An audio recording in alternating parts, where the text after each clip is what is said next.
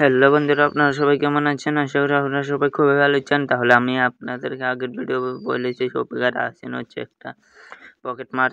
আজকের এই ভিডিওতে থাকবে শুধু হাসিন আর পল্লবী। আপনারা ভিডিওটা পুরো শেষ পর্যন্ত দেখবেন। ভিডিওটা কেমন হয়েছে আপনারা অবশ্যই কমেন্ট করে জানাবেন।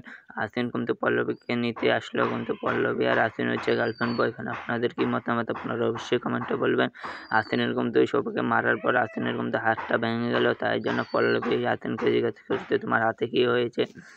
হাসিন বলছে আমার একটু অ্যাক্সিডেন্ট হয়েছে, পরে হাতটা ভেঙে গেছে। তাই জন্য পল্লবী বলছে ঠিক আছে, তাহলে তুমি আজকে আমাদের বাড়িতে যাবে। হাসিন বলছে না, যাব না। তারপর পল্লবী হাসিনকে এদের বাড়ির সামনে নিয়ে আসে। হাসিন তো দেখে চিনে ফেলেছে এই বাড়িতেই শফিক আমার হাতটা ভেঙে দিল। তাই জন্য এখন পল্লবী বলছে এটাই আমার বাড়ি। তা হাসিন বলছে এই বাড়িতে আমি যাব না, এই বাড়িতে আমাকে মেরে হাতটা ভেঙে দিল। হাসিন কিন্তু অনেক ডরেছে, বলছে আমি এই বাড়িতে তখন যাব না। পল্লবী বলছে কেন যাবে না? হাসিন বলছে এই বাড়িতে আমার অ্যাক্সিডেন্টটা হয়েছে।